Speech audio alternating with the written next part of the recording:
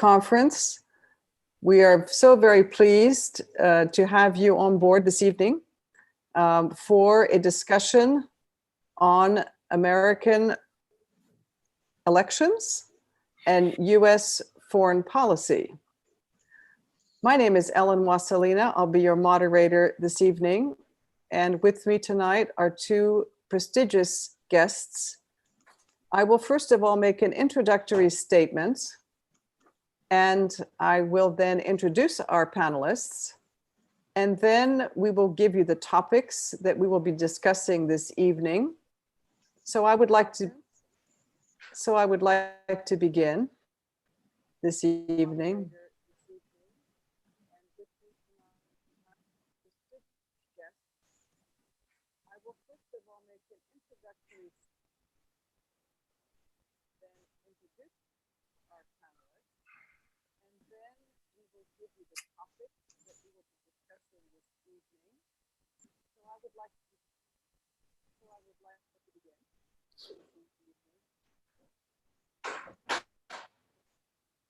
This election is without a doubt the most contentious that I have witnessed since I have been following American politics.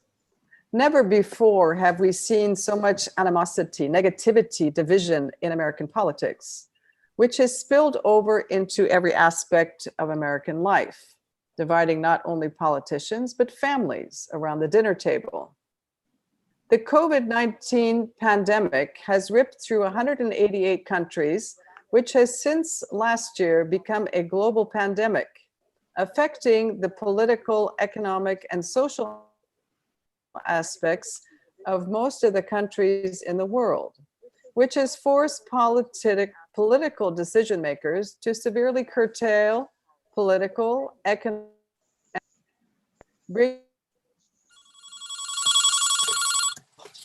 resulting in governments having to prop up large swaths of the economy with bailouts, partial employment, benefits, support checks, increases in the social net, which all will result in most countries running huge deficits, leaving them in perilous financial health.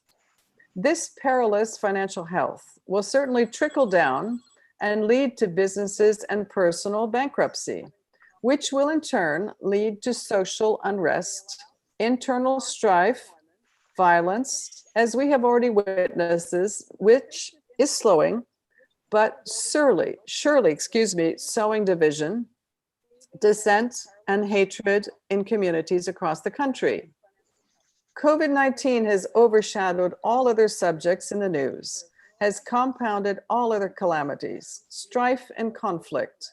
War across the globe has paralyzed, shut down, curtailed democratic activity, such as parliamentary sessions, has made voting difficulty, and most serious of all, has resulted in citizens not trusting policymakers, political leaders for the decisions, somewhat piecemeal at times, due to the novelty of this virus, which has created mistrust, outright resistance in countries, communities, which is well reported in the media and online.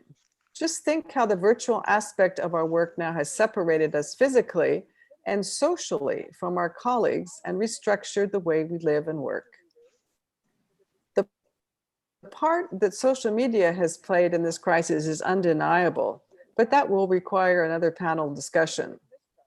Does it take a pandemic of global proportion to highlight the weaknesses, the frailness, or the inequality of multilateral institutions that are being contested?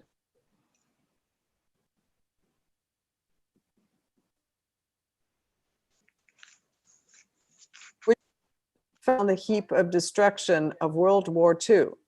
Is the European project, the European Union, being tested by Brexit and a no deal? So much so that the transatlantic bridge that links to Europe is slowly crumbling. Or is it time to reevaluate, regroup, restructure these international mammoths? Which candidate can provide the necessary steady leadership for the United States in these trying times? Will the United States be able to lead and take back its leadership role in the world and in multilateral institutions, in commerce? Is the United States still that shining city on a hill, as Ronald Reagan so fondly spoke of the country in his farewell speech on June 12, 1989?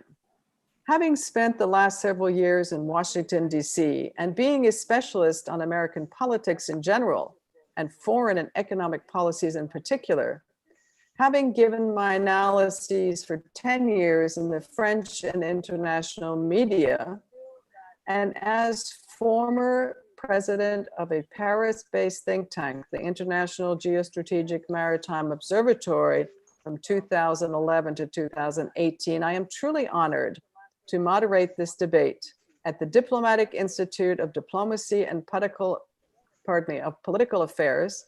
I would like to thank the chairman of DİPAM, Tolga Sakman, for this opportunity to bring together two distinguished panelists to discuss the US elections and how this outcome will affect US foreign policy in general, and certainly in the Middle East, and precisely in the Eastern Mediterranean. I would now like to introduce our distinguished panelists. Professor Dr. Kadri Erhan has had a long and distinguished career and has published numerous publications. Professor Dr. Kadri Erhan was born in 1972 in Istanbul and graduated from Ankara University Faculty of Political Science, Department of International Relations in 1993. In 1996, he received his MA degree in International Relations from Ankara University and concluded his PhD in Hacettepe University, Department of History in 2000. Dr. Associate Professor from 2003 to 2009, and as a full professor from 2009 to 2015 at the same department. In June 2015, he was appointed as president of the Istanbul Kemalburgaz University between 2000 and 2003. Professor Erhan was awarded a Jean Monnet Chair of the European Union. Professor Dr. Erhan is one of the founding editors of the Journal of International Relations of Ankara.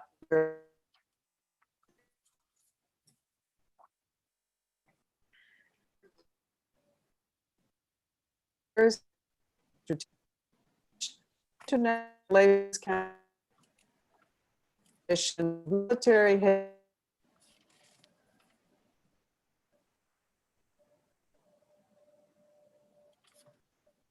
I don't have time to go into.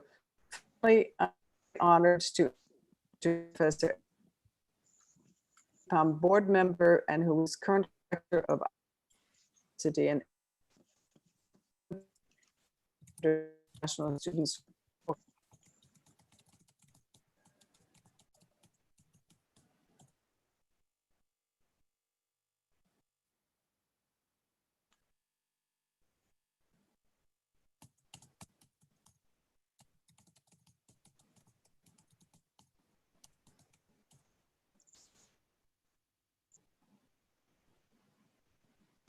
Do you see me and hear me? I see you and I can hear you, but we've lost Ellen. We lost So Ellen.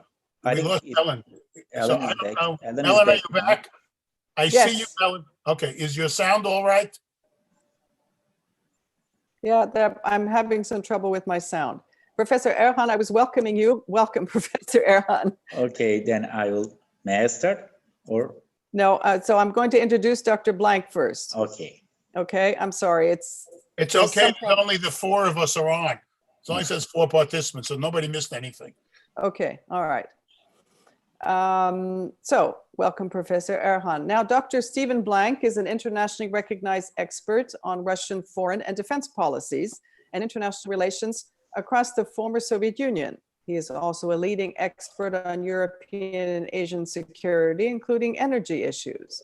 Since 2020, he has been a senior expert for Russia at the US Institute of Peace and a senior fellow at the Foreign Policy Research Institute. From 2013 to 2020, he was a senior fellow at the American Foreign Policy Council. From 1989 to 2013, he was a professor of Russian national security studies at the Strategic Studies Institute of the U.S. Army War College in Pennsylvania. You can't hear? Yes? I'm having some trouble with my sound. Professor Erhan, I was welcoming you. Welcome, Professor Erhan. Okay, then I will answer. No, so I'm going to introduce Dr. Blank first. Okay, I'm sorry. It's okay, it's only the four of us are on. I don't know. So, Professor Erhan. Now, Dr. Stephen Blank is an internationally recognized expert on American foreign and defense policy, international relations, conflict and security. He is also a leading expert on European issues, including energy. Since 2020, he has been a senior expert for Russia at the U.S. Institute of Peace and a senior fellow at the Foreign Policy Institute. In 2013 to 2020, he was a senior fellow at the American Foreign Policy Council.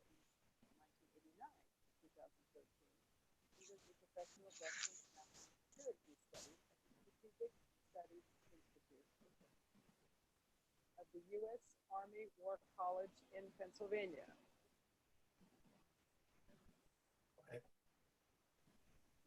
You can. All right. So I didn't get through the introduction of Dr. Blank. Can you hear me now? Fine. Yes. All right. Let me finish my introduction of Dr. Blank. There seems to be some duplication in the sound. I apologize.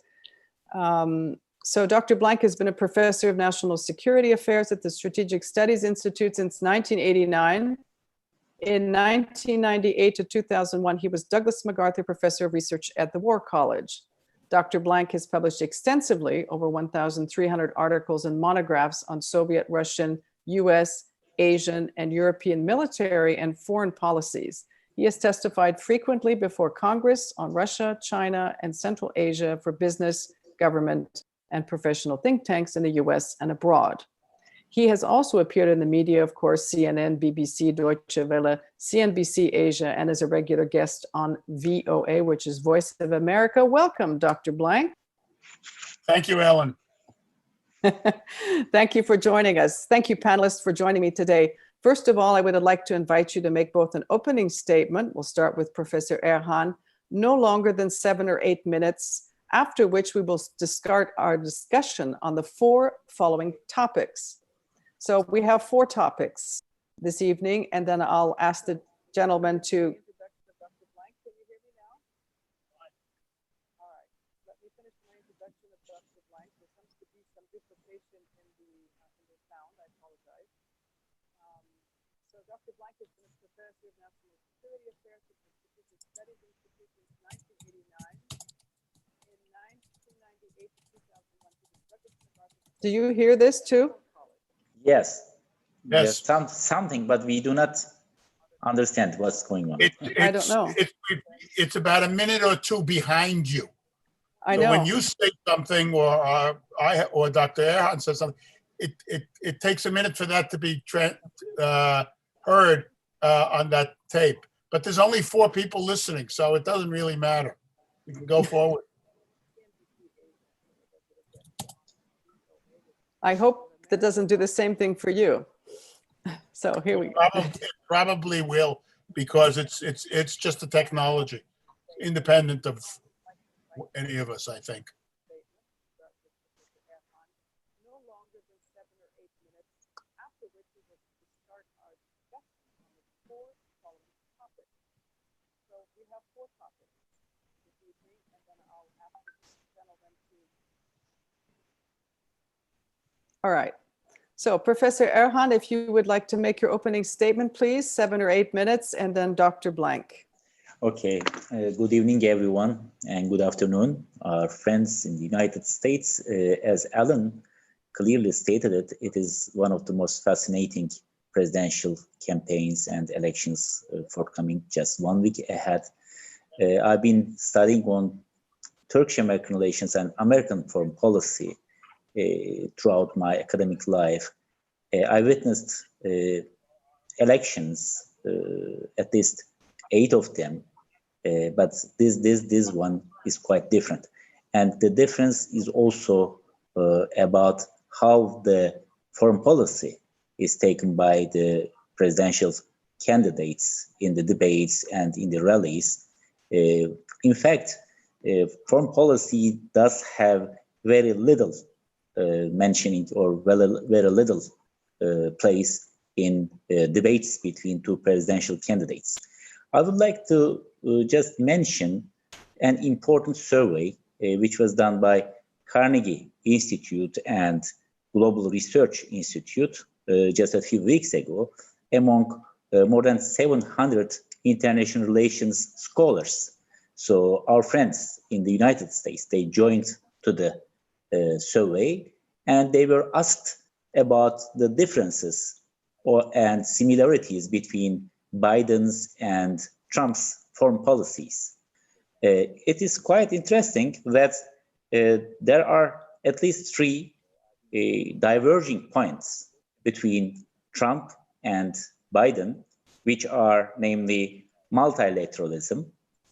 Both nominees have different approaches for multilateralism. In fact, Mr. Trump doesn't have any multilateralism approach. He is the one who is talking about, he used to talk and win the elections 4 years ago by saying, making United States, making America first and make America great again. But Biden has a different approach for multilateralism. He wants to go back to Obama times, even to Clinton times, giving much more emphasis to international cooperation, international institutions, international organizations from which Trump has been withdrawing and giving less emphasis for cooperation. The second area of divergence is the climate change and environmental issues. Biden is clearly criticizing Trump through making the most or the biggest harm to future of American generation and future of generations in the world. And he is willing to take back once more Clinton times and Obama times environmental policies. And the third one is, of course, the global public health. The COVID-19 issue is the hot issue in the American political debate now. But Biden criticized Trump not to be leading the global efforts or endeavors to cope with, to fight with this global public health issue, COVID-19 issue. But according to these scholars, there are some subjects which doesn't, in this clarity, divert from each other. Biden and Trump, whoever will be elected as the next president, would pursue almost the same kind of foreign policies in these particularly three areas, of course, with different tones. The first one is use of military force, the American military operations abroad. Of course, Biden criticized Trump for increasing the defense budget. But if he will be elected, there is no clear sign that the defense budget will be cut soon and all the troops abroad will be withdrawn from those countries. The second one is the policy towards China. Yes, Biden doesn't have as harsh tone as Trump has, but he also have a lot of concerns about China. He wants to use more soft power instruments to cope with China, but he accepts that the main challenge against the United States in global scale is coming from China. So if he will be elected, then Biden will also take some measures about this so-called Chinese threat. And the third one, much more converging issues, is the counterterrorism. Terrorism is a big threat for the United States. Both Biden and Trump, they underline this. Terrorism of ISIS or Taliban or Al-Qaeda, whatever or wherever, did not totally finish. So whoever will be elected, then both presidents will pursue effective counterterrorism measures as well.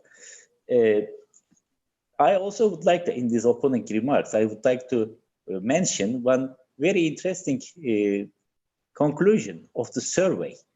This more than 700 international relations scholars believe that 92% of them, they believe that if Biden will be elected, or if Biden will win the elections, the foreign governments will be willing to cooperate with the United States more.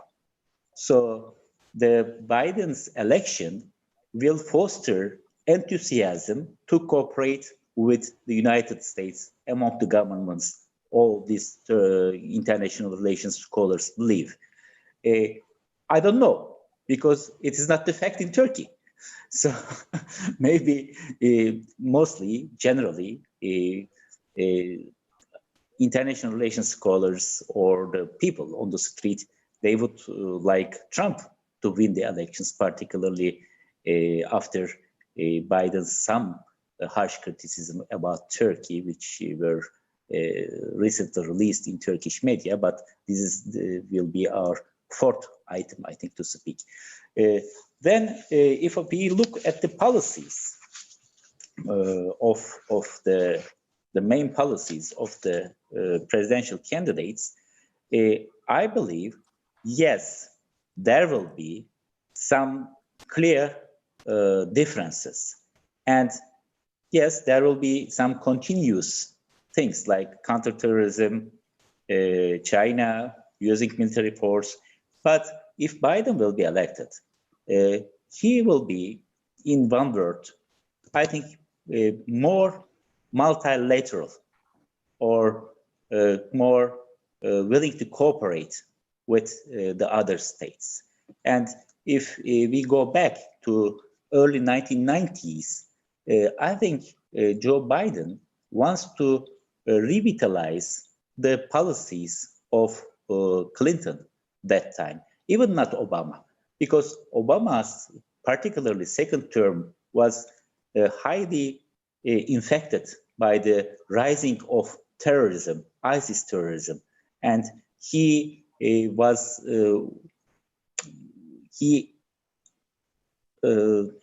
reacted against this terrorism sometimes unilaterally. But if we remember the times of Bill Clinton in mid-1990s, he was referring too much to the importance of United Nations and all the agencies under the umbrella of United Nations, and of course NATO. NATO enlargement and NATO transformation was quite important in this post-Cold War era. And I think the main difference to Trump, if Biden will be elected, will be the emphasis on internationalization and international cooperation. Of course, there are a lot of problems in this sense, because in order to make a tango, you need two, at least. If you want to cooperate in international level, then you need China and Russia and some others will be willing to dance with you. So this is the main dilemma of Biden. Yes, he wants to take the level of multilateralism to increase the level of multilateralism, but of course, the US counterparts in the global level, we don't know will they be willing to cooperate in that sense. Then I will stop in this introductory talk. Thank you, Professor. Thank you so much. That was very interesting. Now we'll go on to Professor Blank. Same time, 7 or 8 minutes. Professor Blank. Thank you, Ellen, and thank you to the organizers, and good evening to everyone in Istanbul and in Europe. Good afternoon to those of you who are listening from the United States. The foreign policy of a great state, as we all know, does not merely pivot on a dime. If Biden wins the election on January 21st, the world is not going to be radically different. However, the consensus view here and one that I hold to as well, even though I don't represent anybody or any institution, is that there are fundamental differences between Biden and Trump. Some of them you have just heard. There are others that are of the utmost importance, not just for U.S. relations with Turkey, but U.S. relations on a host of critical global issues. And the fundamental point is that if Biden wins, there will be major changes. If Trump wins, we have no idea what there will be, because Mr. Trump has shown, and I think this is a well-established fact, that he is incapable of formulating, executing, or implementing a coherent foreign policy, other than on a couple of issues where he has strong convictions, but that furthermore, his foreign policy is largely a matter of his impulses and personal calculations. Equally importantly, as scholars know, if you cannot staff the government with people or give the government the resources it needs to conduct policy on a day-to-day basis, then you do not have a coherent foreign policy, whatever the issue might be. That is the case under Trump, where we have underfunded the State Department. We have massive resignations among foreign service officers, widespread disaffection, obviously. The same is true in the Pentagon. Many offices are unfulfilled, and therefore it is very difficult to formulate and then execute a coherent policy, whether the issue is Africa, Turkey, or the Arctic. What you get is a series of impulses that are disjointed. We also know that Mr. Trump is extremely naive about the world. He's uninformed. He does not want to be informed. He has created a major crisis in relations with the intelligence community. And therefore, other governments who have strong convictions and strong interests and who are well informed because they have a more regular governmental process are able to take advantage of American, let's be blunt, incompetence and weakness in foreign policy and obtain advantages that are detrimental either to U.S. interests or to what we might call world order. In the American mind, in American public opinion, one of those governments is Turkey. I am not just speaking for myself here, but there is a widespread anger in the United States with Turkish policy. We can get into that. And part of it is, as a recent article, for example, in the Jerusalem Post last week, there is no clear American policy towards Turkey. And there's a very profound misapprehension of Turkish policies here in the United States and and certainly among public opinion. The opposite would be the case for Biden. Biden has enormous experience in foreign policy. He has a huge foreign policy team. He is well known and trusted by European governments and probably by Asian governments and Middle Eastern ones as well, for the most part. If he becomes president, he will move, I think, rapidly to staff at the requisite offices in the National Security Council, State Department, and the Pentagon. I think he will move to get funding for the State Department, even if the defense budget, and I agree, will probably not be cut by much at all. But there will be, I believe, more funding for international programs in the State Department and elsewhere. There will certainly be a greater emphasis on multilateralism, as Professor Erhan said. And we will see, I believe, a serious attempt to reconstruct on a new basis, because you can't go back to the same river, a new basis of American leadership through its alliances and more alliance cohesion, because Trump has no idea of the benefits that alliances provide the United States. And as a result, he has undermined both the European Union and NATO, not to mention our Asian alliances in the Pacific. The same can be said about the Middle East as well. Indeed, one of the reasons why you are now seeing these Middle Eastern alliances, the so-called Abraham Accords between Israel, UAE, Israel, Bahrain, and now Sudan, is because governments are afraid the United States will not back them up against Iran or Turkey, to be honest again, and they need support. So, whereas we can be reasonably certain of the broad direction in which a Biden administration might go, the fact is that there is no agenda for Trump in the second term, and there is no predictability and no basis for institutional coherence, which means there is no basis for a sound foreign policy. And I'll stop there. Thank you, Stephen. Thank you so much. So if we go back to our 4 subjects, I just would like to throw them out there for you. And you've covered most of it, but I'd like to go back and talk a little bit about change and continuity. Now, we look at also if you're familiar, and I know both of you are professors, are both familiar with the decision-making and how foreign policy is the output of a system, and or is it a preference of individuals or the heads of state?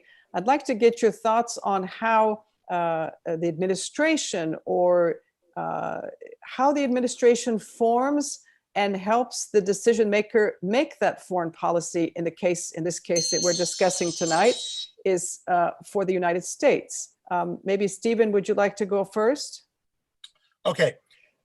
First point you have to understand is that since power in the United States system is dispersed, the president or the White House staff is constantly being bombarded with information, pressure on foreign policy from multiple sources, both within and without the government. Therefore, the first task of a president is that he or she has to establish a coherent policy process. And every president up until now has tried to do that, some with greater success, others with less. And that means also trying to establish some sort of regularly functioning system, even if that system is in itself, like Franklin Roosevelt's, very much people at odds with each other, and Roosevelt set it up that way for him to decide. Other presidents, like President Eisenhower, wanted a staff system like the U.S. Army, where he was obviously very comfortable with that, and that produced a very regularized system of policy analysis and implementation that enabled him to make decisions, because the president is the ultimate decider. The problem we now have is that we don't have a system. We have a rejection of the findings of the intelligence community and an attempt to politicize intelligence on behalf of the president's personal rather than the national interest. Second, we have a disdain for alliances, which leaves allies adrift and which has the US conducting what is essentially a transactional foreign policy without any strategic inputs or thinking. And as a result, you do not have coherent policy. I get back to this because in a mature industrialized system like we have today, and this probably applies to Turkey as well, you can't have good foreign policy if you don't have a sound institutional policy formulation process, because then you can't make or execute policy. And to give you an example of an issue, which is both domestic and international, the White House chief of staff yesterday said, we can't control the pandemic. In other words, we're not even going to try. Now, if you play those implications out, this is a failure of epic proportions. I mean, it's really an abdication of... Let's get Professor Erhan's impression. Professor Erhan, how do you see this system? And as you mentioned in your remarks, how do you see the administration dealing with a change or continuity? You mentioned climate change, and you also mentioned the defense budget. What is your impression from Turkey and from where you sit? How do you see the administration going forward with its foreign policy, sir? As you asked, the leader, the president in this case, yes, quite important. The leader's targets, objectives, what he depicted during the campaign, and the policies he adopted at the very beginning of the term is quite important. But on the other hand, the policy in the United States is not defined and transformed only by the leader himself.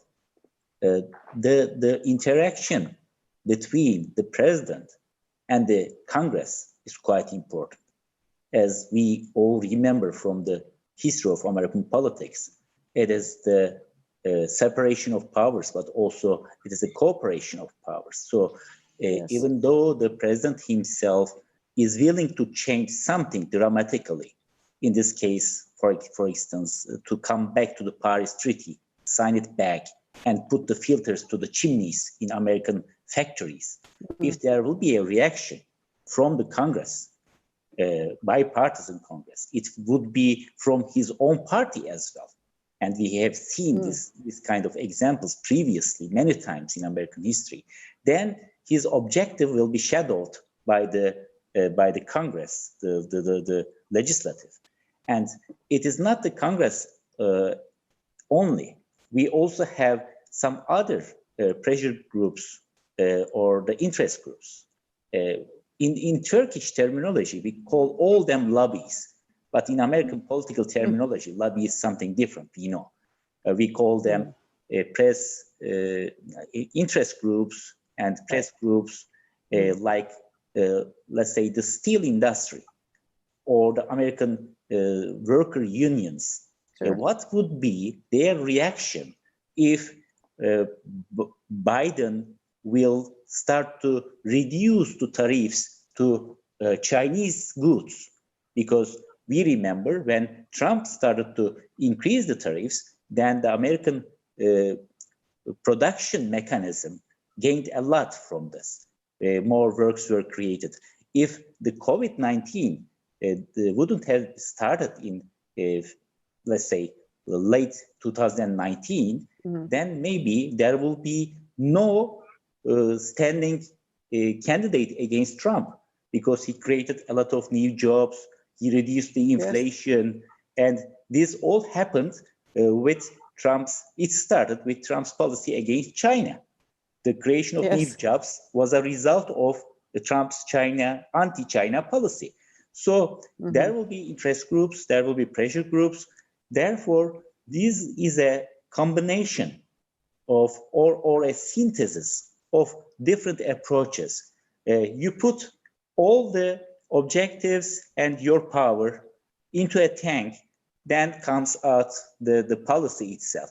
Of course, bureaucracy, they also have an influence. And when we are talking about the foreign policy, we see at least three important branches of the bureaucracy. The first thing is, of course, the State Department. State Department in the center, in the headquarters, and the State Department abroad. More than 180 countries, United States, have representations. The second one is Pentagon. Of course, or we should call it security bureaucracy, including CIA, the intelligence community as well.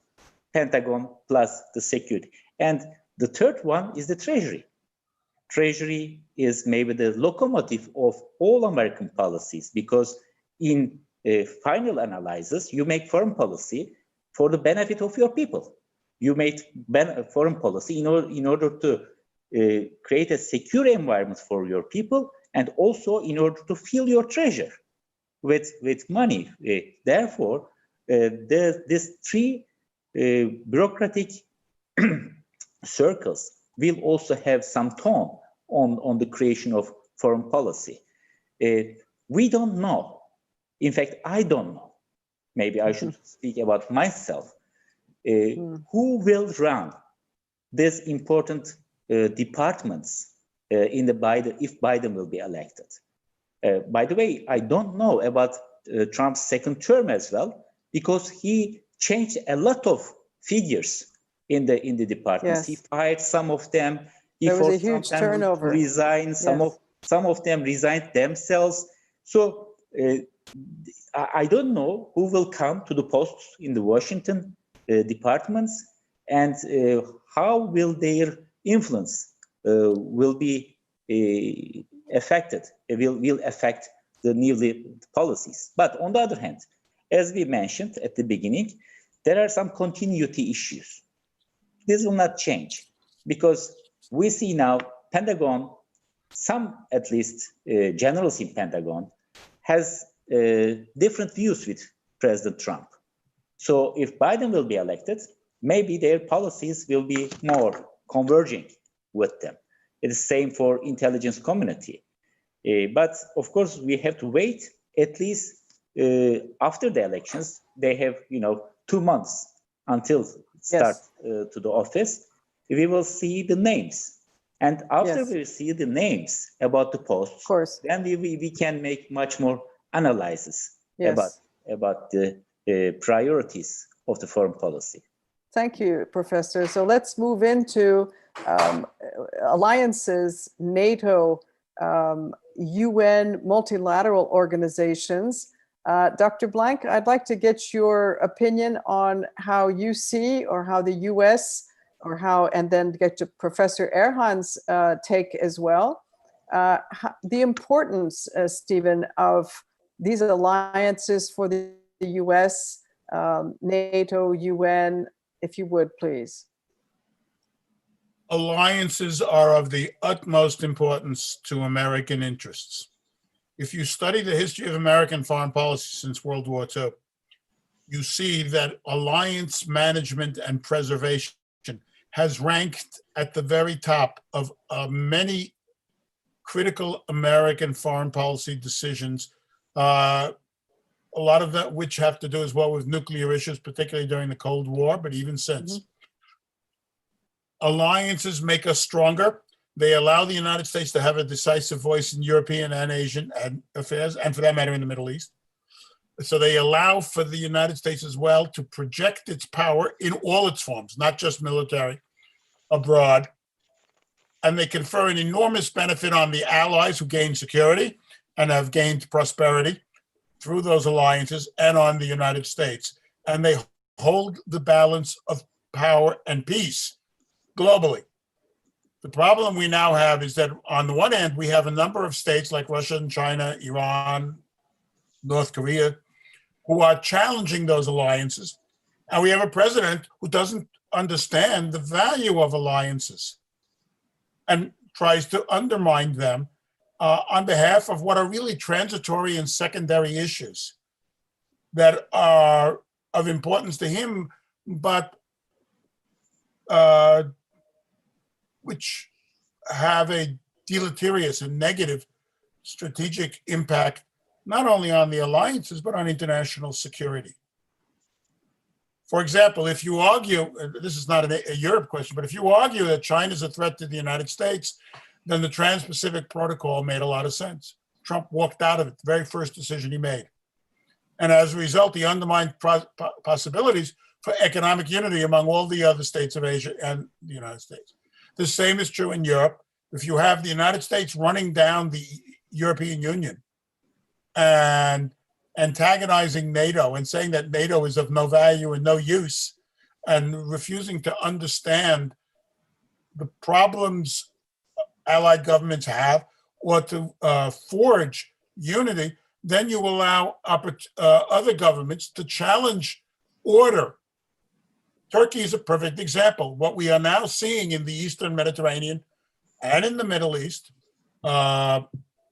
with regard to Turkey would have a very different trend and process and probable outcome if it was possible to bring the United States and its European allies together in a unified fashion. And the fact. So let's go to Professor Erhan on that point. Professor, what is your vision, and how do you see the importance of this NATO alliance, for example, or other alliances for the United States and Turkey as an ally since 1952 of this NATO alliance? Alliances are important not only for the United States, but also for other countries. If you go back to the history, since to the modern history, to the beginning of the modern international relations, we see all alliances shape the international balances in Europe and elsewhere, particularly in 19th century. Some of the alliances paved the way for world wars, by the way. But after the Second World War, United States established a lot of alliances against one single threat. It was the expansionism of international communism. And everything has started with the famous article of Mr. X, George Kennan. You know, he sent first the long telegram from Moscow to the United States. Then he wrote an article in Foreign Affairs with the signature of Mr. X. And he talked about the expansionist ideas of that time, Red Russia, Soviet Union, and Soviet Union's enthusiasm to take all the areas in Europe. Therefore, the United States started by President Truman, and President Eisenhower also followed it, a policy of containment. NATO was one of the most important rings in the chain of this policy of containment, but it was not alone. We remember CENTO, so-called Baghdad Pact. We remember Seattle. We remember ANZUS. We remember even Rio Pact, which was created before NATO was created. Therefore, the main single idea was to defend the free world against communism and to create a solidarity among Western powers and deter any Soviet aggression. But then in 1989, the wall has fallen and communism disappeared. Now, we are talking about an alliance which was created during the beginning of the Cold War, then transformed itself, keep transforming itself for over 30 years now. And in each and every NATO summit, there are some crises. Recently, they added space as an area to defend, and defend against whom? The enemy. Who is enemy? Russia an enemy? If it is an enemy, it must be mentioned in NATO strategies. There are 28 NATO countries. Some have very good relations with Russia. I'm not mentioning Turkey's relations with Russia. I'm mentioning Germany's relations with Russia. Sure. Germany is buying more than 60% its natural gas from Russia. And is there any German chancellor who may call Russia as an enemy? I don't think so. Therefore, we need alliances, but we need to transform alliances into the new international orders dynamics.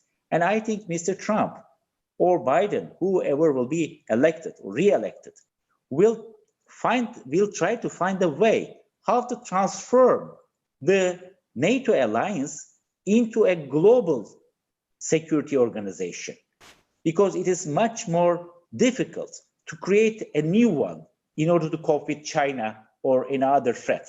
But you can transform NATO. Still, NATO is an organization functioning particularly in the northern hemisphere, north of Tropic of Cancer, and it is much more effective in the transatlantic area. However, the new threat perception for the West is more in the East. It is perceived from China.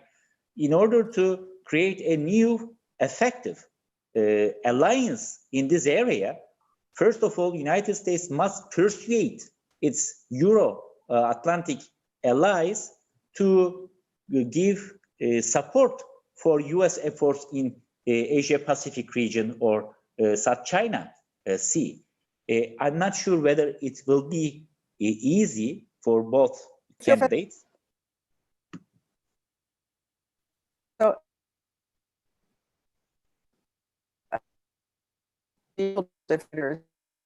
I don't hear you. Can you hear me?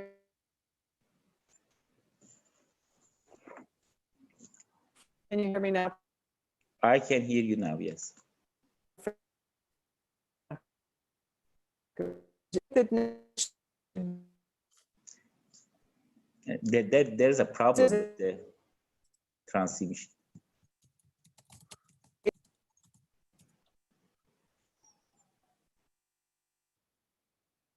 Unfortunately, I don't hear. No, we lost her. Yes, yes. I mean, we lost Paris, period. I mean, now, but okay. Okay. Sorry, Okay. Professor. Thank you. So I was just asking, should the North Atlantic Treaty Alliance organization be transformed? Or as you were rightly saying, is it a group of Western allies or Eastern allies then facing off towards the East to Asia? Is that how, if I understood you correctly? It has been transformed for over 3 decades now. Yes. In each summit of NATO, they add one new agenda item for cooperation. Yes. But I think none of the allies really focus upon the real problem or real subject of transformation. There are 2 important aspects of real transformation for NATO to survive, to keep United States and European allies cooperate in the future. The first one, NATO should transform into a security organization. It is still a defense organization. Mm-hmm. Yes, we have to keep the Article 5. It's a guarantee for all allies. It is one for all for one article. We have to keep it there. Yes. But then NATO should be much more a security organization. And the second one, the business area, business geography of NATO should be enlarged to the global level. In late 1990s and early 2000s, NATO tried to bring some associates or partners all over the world, from South Africa to South Korea, from Brazil to Australia, New Zealand. Yes. But this mechanism is not working now. We need not partners, maybe members for the new NATO. Why not Australia and New Zealand become NATO members? Right. If you want to be effective in the eastern part of the world. Or why not to take Brazil, for instance, as a member, or South Africa as a member to NATO? So, and of course, this would create some anger from Russia or China. But if you revitalize the policies in 1990s, Russia and NATO used to have a council, for instance. Of course, now you can say, yes, but they occupied Ukraine and they annexed Crimea. How can Russia be a partner now in the NATO? But if you cannot find the solutions, then of course they will give impetus for their type of alliances. They have a collective defense organization, for instance. Yes. Including some former Soviet countries. Indeed. And maybe in the future, China will try to create its own kind of alliances. Yes. And this will create a new Cold War. Maybe the new Cold War already started. But once more, I have to repeat, if we want NATO to live in the next decades, then we have to transform it both geographically and in terms of business. Thank you, Professor. Dr. Blank, there is, of course, as you know, a crisis going on, and then I'll come back to Professor Erhan, and then we'll take questions. There is, of course, this crisis brewing in the Eastern Mediterranean between NATO allies, basically. Can I get your opinion on what do you think the next president should do? Because we can consider this the current president up for voting. What would be a good U.S. foreign policy status or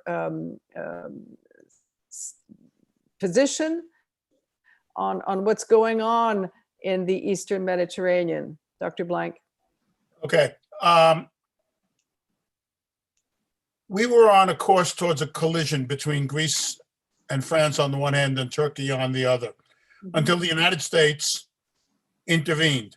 The United States has intensified its support for Greece. It has announced that NATO and by implication, the United States, will now have an expanded naval base at Suda Bay in Crete, which is an excellent naval base, to deal not only with the Eastern Mediterranean, but Africa and Middle East issues altogether. And it made it clear that we do not support Turkey's, let's be honest about what this is, it's Turkish aggression against Cyprus and Greece. And the result was that both sides, not necessarily willingly, but both sides are now about to negotiate.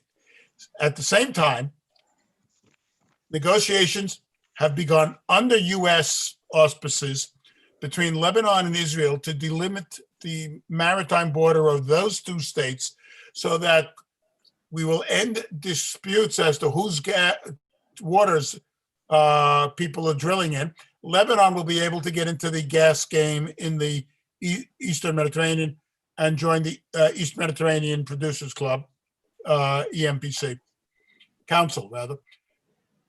The ideal solution can only be attained if the United States, Europe are united. What is the ideal solution here? One, an end to the Cyprus issue, which probably means the recognition of both governments on Cyprus, the Turkish Republic of Northern Cyprus and the Republic of Cyprus. And an end to all acts of belligerency by anybody, including Ankara, because what it has done is an act of belligerency in international law. Second, a provision needs to be made so that Turkey will be getting gas from a pipeline that is built from the Eastern Mediterranean. Now, the details of this pipeline are very complicated. Either the pipeline will go from somewhere in the Mediterranean Sea to Greece and then to Turkey, or Greece and Europe and with a side to Turkey, or you could build one to Turkey. It's highly expensive, technically very, a difficult proposition, but the money needs to be allocated for that, assuming that the gas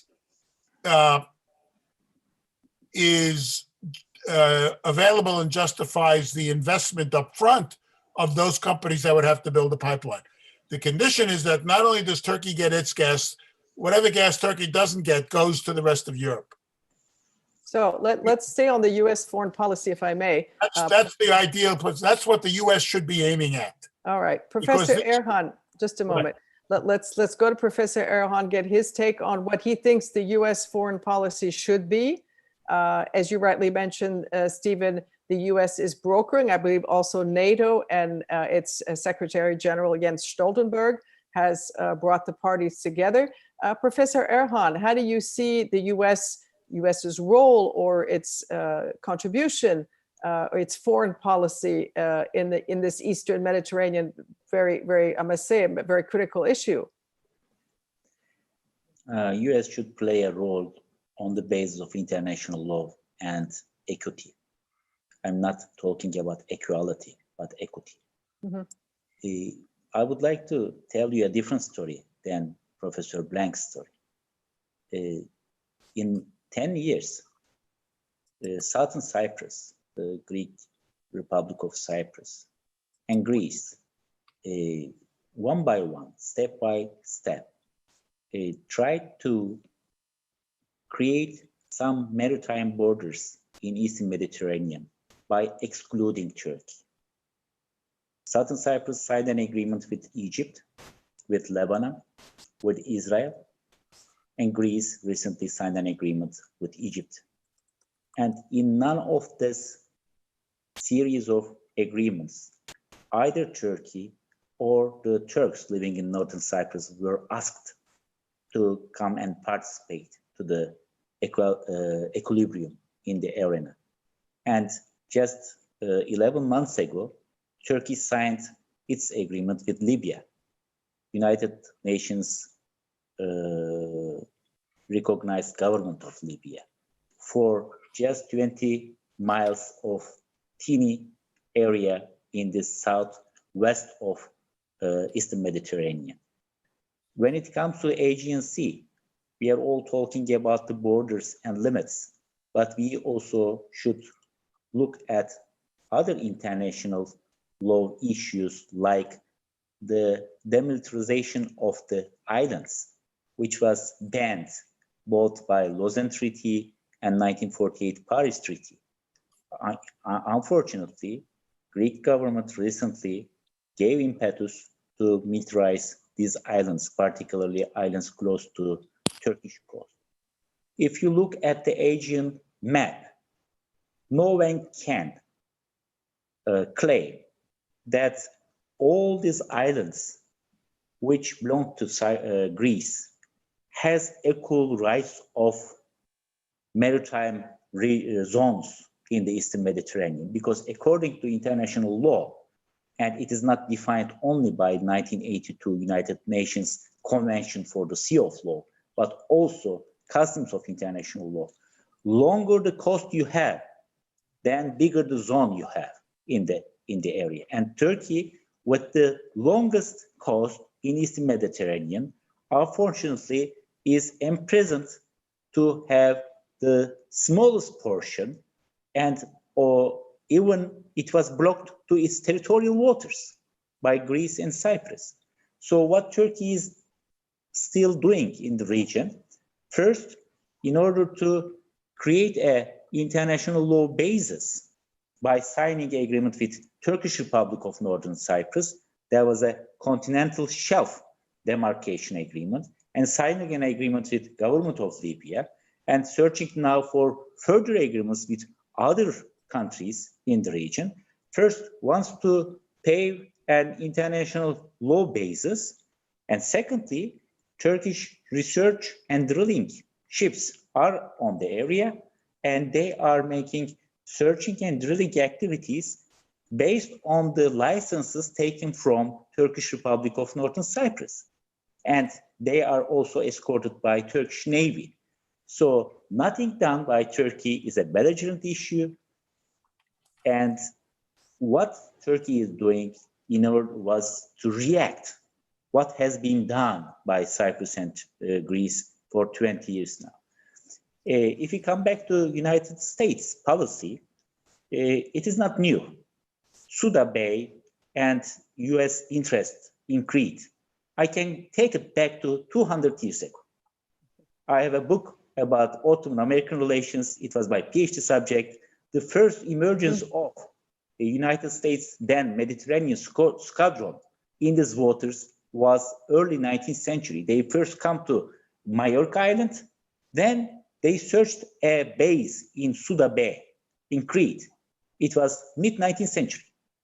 And it was not because of oil or anything else. It was not discovered at that time, but it was to protect the American merchants and sailors traveling in this area against the pirates of Northern Africa, the barbaric. But now it is much more questionable. Why do we have such a big US Sixth Fleet in Mediterranean? 20 years ago, yes, it was once more against the radical, or 30 years ago, radical and revolutionary forces in the Arab world. It was against the Soviet expansion. It was a part of containment. Do we need such a big presence of American fleet in the Middle East or in the Levant region? Do you know what? The presence and existence of this Navy there justifies, and I don't share, of course, but justifies the existence of Russian fleet now. They already built two big bases, naval bases in Syria, in Tartus and Latakia. They are bringing more and more naval ships, battleships, submarines to the area. And now we see two countries which do not have a coast in the Mediterranean, have their military presence. Professor, are we going back to the Cold War? Is it the second Cold War? I don't know, but we, the Mediterraneans, I'm still very confused. Why do we have Russians, not Russian tourists? We like Russian tourists in Mediterranean cities, in Mediterranean city hotels. But why Sure. do we have a Russian fleet in Mediterranean? And why do we have an American fleet 8,000 kilometers away from United States in the Mediterranean? All right, that's a very good question. Thank you, Professor. I'll go to closing statements now. I'll go with Stephen Blank and Professor Blank first, and then we'll finish up, Professor Erhan, with you with your closing statement. Professor Blank. Thank you. We were asked to talk about 4 issues which we have discussed today: change of continuity in the U.S. foreign policy after the election and our projection for what it will be, the importance of NATO and the relationship between the United States and Turkey and Greece and Cyprus on the one hand, and Turkey's perception of it. And we have addressed all those. And you can see there was a fundamental gap in those perceptions as well. The reason why the United States is in the Mediterranean is because it is there by invitation. Greece, Turkey, and other states have offered the U.S. bases, base in Incirlik, for example, which is our base in Turkey, which is a NATO base, in order to enhance their security, not only during the Cold War, but in the 30 years since. We are there as well because the United States still remains the strongest player in the game, and therefore a crucial part of American foreign policy, which is supported by its alliances, is that American power needs to be vitally engaged in order to help bring about what political scientists call some sort of world order, whatever that order is. That an order that is peaceful, democratic, and allows for the liberty, security, and prosperity of those who are members of it. That is the reason we are there. We are not there for some sort of classic imperial reason, because we don't need the oil. You know, we are now energy independent. So the fact is that, as I said, the Trump administration still has no clear policy to deal with Turkey on all the issues where Turkey is challenging that order. And Turkey's challenges to that order from the American point of view are not only a challenge to American interests, but if what we see from the United States, and I think you would see that if you're an objective spectator from Turkey, is that Turkey no longer has a circle of friends or 0 enemies. As a matter of fact, everybody is opposed to Turkey now on its frontier. So it's difficult to see how Turkey can sustain these challenges, given its economic and political challenges, and what it's going to get out of it. Just to give you an example, for 11 months, they've been drilling off of Cyprus. They haven't found anything. So there is a fundamental disconnect here. And I think that there would be a fundamental change in U.S. foreign policy as well if Biden wins the election. And I think that it will be ultimately to Turkey's benefit, although Mr. Erdogan may have to be dragged kicking and screaming to accept it. But the fact of the matter is, I think that Turkey's attempt to overextend itself and assert itself in terms of this blue homeland doctrine, which is very popular now, cannot be sustained on the basis of Turkish national resources and economic power, and that Turkey is flirting with a very dangerous situation from which Washington may have to rescue it. Thank you, Stephen. Professor Erhan, your closing statement, please. There are mutual problems with United States and Turkey. The United States side was summarized by Professor Blank, and I would like to say a few words about how in Turkey we pursue recent US policies. Please.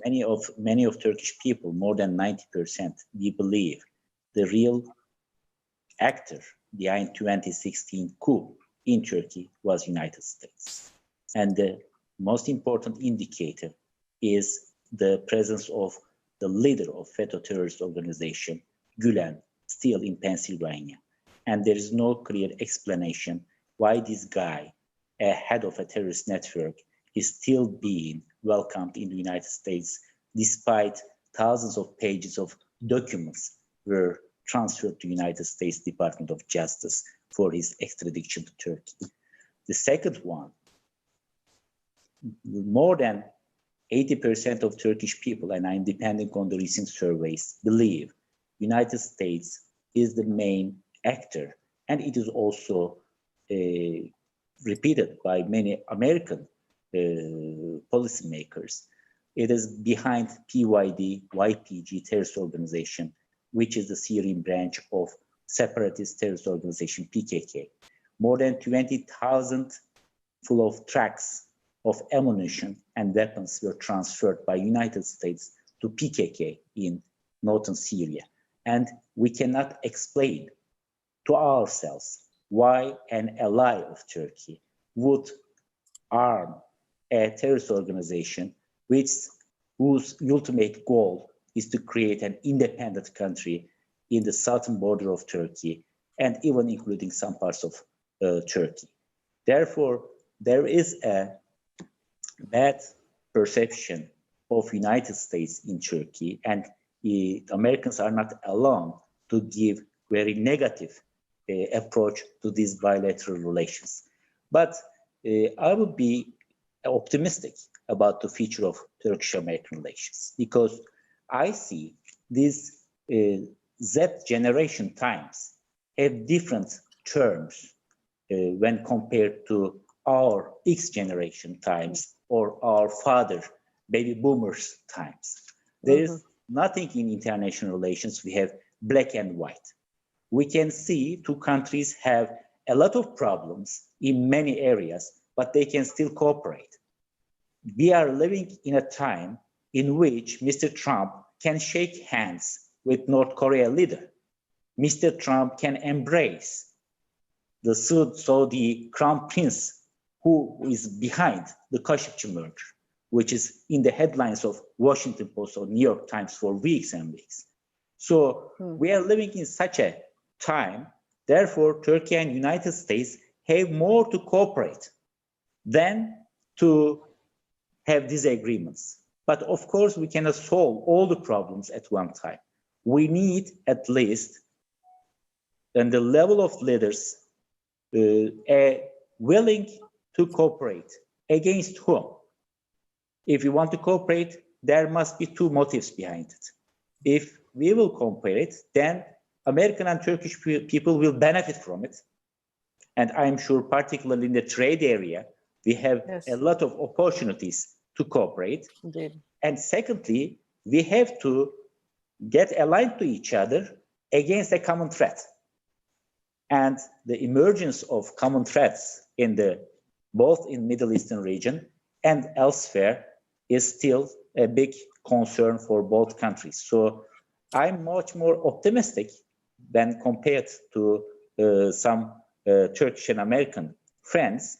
But there should be a differentiation, I believe, in American mindset that the anger against Turkish government sometimes is exaggerated. It is fueled by anti-Turkish sentiments. It is fueled by, unfortunately, anti-Muslim sentiments. And when it comes to Turkey, much of the American scholars start with negative words.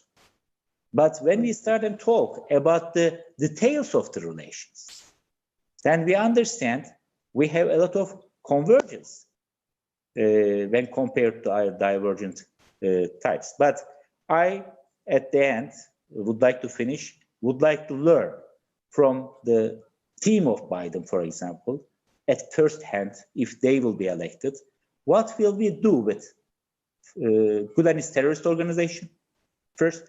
And second, what will they do with PKK and PYD in northern Syria? Thank you, Professor. You've given me the perfect opportunity to invite all our listeners and both of you, I would hope, to join me for a next debate on Turkish-American relations, possibly following the election. Thank you, gentlemen, so much, Professor Blank and Professor Erhan, for joining me today in this debate on the US elections and US foreign policy as we look 9 days to the next American elections. Thank you, gentlemen. Thank you very much. Good night. Thank you. Bye-bye. Good night. Thank you. Bye. Thank you, gentlemen.